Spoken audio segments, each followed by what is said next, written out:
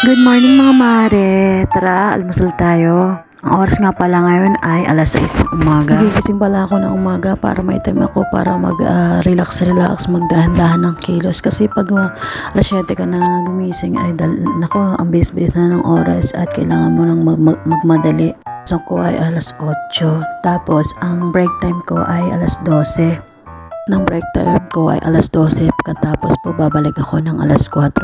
Bale, may 4 hours akong break time. Saan ka pa, diba? Ang kagandahan lang dito sa Cyprus ay sinusunod nila kung ano ang nasa kontrata. Alam nyo ba, sa isang buwan, 4 times ang day off ng isang katulong dito. At sa umaga naman, depende kung anong oras sasabihin na amo mo, kung anong oras ka papasok at anong break time mo at kailan ka babalik sa trabaho mo sa isang araw. Sa akin kasi yung pasok ko alas 8 ng umaga.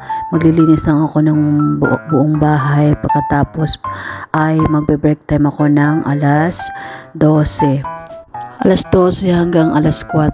So I have 4 hours na break time. So ang haba ng pahinga ko, 'di ba? Compare ko yung mga dati kong trabaho na sa Middle East ako dahil talagang whole day ka yung trabaho mo, duty ka sa trabaho mo, wala kang pahinga at ang day off pa doon ay bihira lang, kahit sa isang buwan wala pa nga hindi sila nagbibigay. Hindi katulad dito, talagang nasusunod nila at may puso sila. Hindi bibigyan ka ng privacy nila, may kusina ka, may kwarto ka at may sarili kang CR at libre pa ang lahat.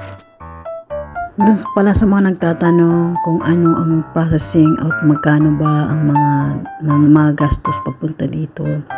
In my case kasi umabot po ng 100,000 yung aking ginagastos kasi yung binayaran ko po sa agency ay 75,000. Tapos iba pa yung medical mo, iba pa yung mga papakuha sa yung mga requirements na iba kagaya ng PDOS, pamasahe mo yun, mag-OWA ka pa, balik-balik ka talaga at yung medical mo kailangan mo i-apostel, so kailangan mo masahe at magbayad sa mga ganun.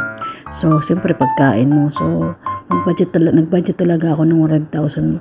Although wala naman talaga akong pera, inutang ko lang din at nag-loan talaga ako pambayad ko sa agency. So may choices kayo doon na makakapag-loan kayo, bibigyan kayo ng referral. Oo, nagbibigay sila ng referral dun sa lending money nila. So kailangan ko mo lang talaga kumpletuhin yung requirements nila.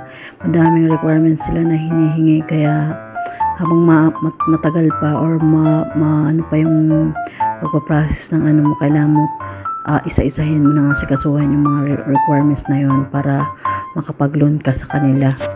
So, kailangan dapat may 30,000 ka pang simula mo sa pag-a-apply kasi kailangan pag halimbawa nasili ka na ng amo, magda-down ka sa kanila ng 10,000.